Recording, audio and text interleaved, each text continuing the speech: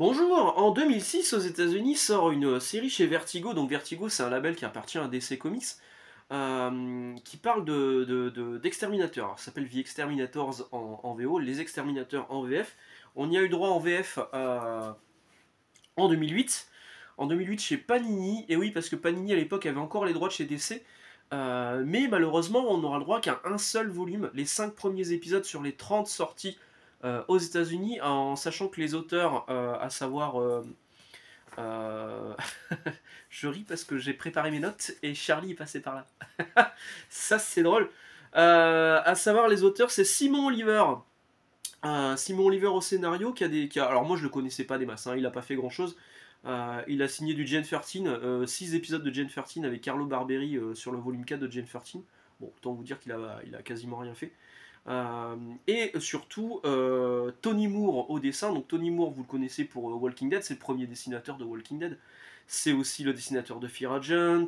Il a dessiné du Punisher à l'époque où c'était le Franken Punisher, Frank Castle, Frankenstein Castle, enfin bref. Euh, donc c'est un dessinateur qui est quand même plus connu que son scénariste sur Les Exterminateurs. Et par la suite, donc là sur le premier arc, c'est effectivement entièrement Tony Moore. Tony Moore, il est resté 2 ou 3 arcs. Puis il est remplacé par d'autres dessinateurs, notamment à un moment, ce sera Derek Robertson de The Boys. Donc la série devait avoir 50 numéros en VO, finalement elle en aura 30, elle sera coupée avant la fin. Euh, C'était prévu en 50, ouais, je viens de vous le dire. Ça fait penser un peu à Joe's Apartment, le film. Si vous connaissez Joe's Apartment, c'est un film que je recommande fortement avec Jerry O'Donnell, où c'est des cafards qui prennent le contrôle d'un immeuble, enfin d'un appartement au début, puis après c'est un immeuble.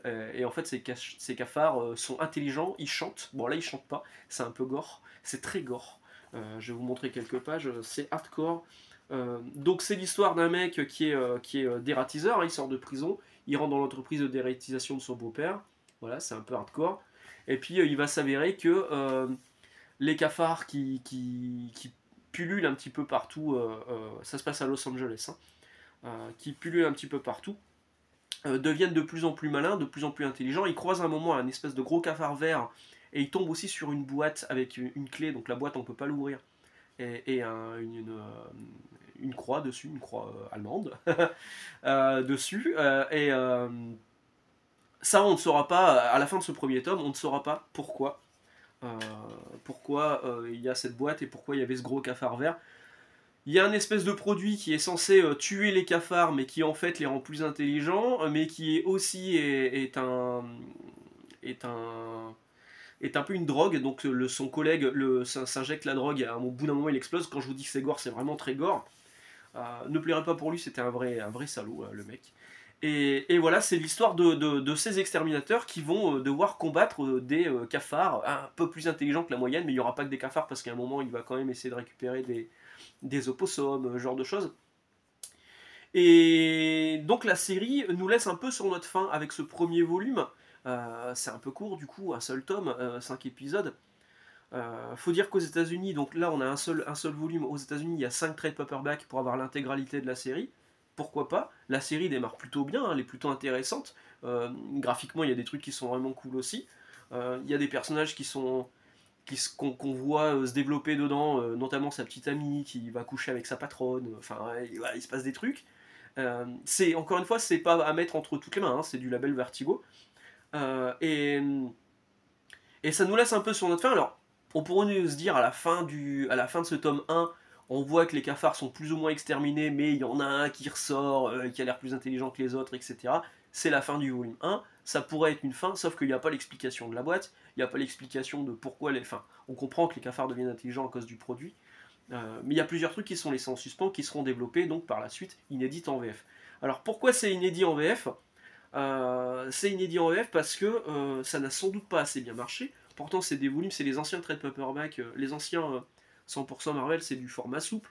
Ça coûtait 12 balles. Vous imaginez en 12 balles, à 12 euros, et on était en 2008. On est en 2025. Ça fait quoi ça fait 15 ans, c'est ça? 15 ans? Non, ça fait 7 ans. Non, je suis nul en calcul mental. De 2008, 2010, ça fait 15 ans, ça, si, ça fait 17 ans. 17 ans. Ça fait 17 ans que la série est sortie. En 17 ans, un volume comme ça, c'est passé de 12 balles à 25 aujourd'hui. Mais c'est de la couverture dure maintenant, bref, voilà tout ça. Mais comme quoi ça a vachement augmenté, et je pense que il y a effectivement, ça n'avait peut-être pas bien fonctionné. Il faut dire qu'à l'époque, je ne m'intéressais pas vraiment aux chiffres de vente sur les comics parce que j'étais que lecteur. Euh, Ça n'avait peut-être pas forcément bien fonctionné, mais il y avait sans doute aussi l'ombre de Urban Comics, le label d'Argo, qui avait récupéré la licence DC, qui était sur le point de récupérer la licence DC. Pour rappel, les premiers titres Urban sont arrivés en janvier-février 2012 de mémoire. Je travaillais déjà là où je travaille actuellement. Et, mais ça se préparait en amont, donc je pense qu'ils ont eu les droits depuis au moins un an. Et ça date de fin 2008. Je pense qu'ils étaient déjà en cours de négociation pour récupérer les droits chez Dargo et donc Urban, la création d'Urban. Donc je pense qu'il y a ça qui a joué aussi. Maintenant, ce qui est dommage, c'est que ben, pour une série Vertigo qui est plutôt sympa en plus, on n'ait jamais eu la fin en VF. Donc si vous voulez lire la fin, il faudra passer sur les traits de paperback américains. Je vous ai dit en tout, il y en a 5 en américain. Mais ça aurait été sympa en fait que ce genre de série arrive dans une espèce d'intégrale chez Urban ou enfin Panini c'est non, mais ça aurait pu arriver chez Urban quoi. Ils auraient pu proposer la suite. Ils l'ont fait sur certaines séries, ils l'ont pas fait sur les Exterminateurs. Bon, c'est dommage. C'est dommage parce qu'en plus de ça, on peut mettre en avant le fait que c'est Tony Moore, l'un des co-créateurs de Walking Dead, et aussi le co-créateur de Fear Agent. Fear Agent qui doit ressortir en plus chez Urban, normalement une fois, quelque part dans l'année en 2025, peut-être en 2026, on ne sait pas. En tout cas, c'est Urban qui a les droits, donc on attend de voir si ça ressort bien chez eux. Voilà, voilà. Bah, sur ce, j'ai pas grand chose de plus à vous dire là-dessus. Si vous le cherchez, vous allez le trouver d'occasion assez facilement, hein. Les Exterminateurs, ça s'appelle.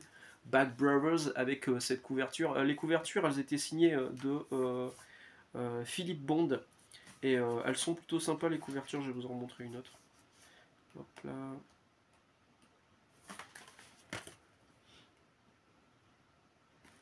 Les couvertures étaient plutôt sympas et plutôt révélatrices de ce qui se passe à l'intérieur du numéro en question. Hop. Ouais, parfois c'est vraiment hardcore, hein. Allez, un truc là, un truc sympa. Voilà. Hop. Donc là, par exemple, sur la couverture, on voit un gamin qui est en train de manger son bol de céréales et il y a des cafards dedans. Bah, il y a exactement la même scène qui se passe à l'intérieur du bouquin. Et la mère pète un câble, évidemment. Voilà. Bon, sur ce, je vous laisse là. Excellente journée, excellente lecture. Vous voyez, aujourd'hui, ça a été une vidéo assez courte sur une petite perlouse de ma collection. On verra si je suis là jeudi, hein, ça va un petit peu mieux, mais c'est pas non plus la grande forme. Me reste plus qu'à vous souhaiter une excellente journée, excellente lecture, et puis ben, à jeudi peut-être, ou sinon ben, à dimanche. Ciao!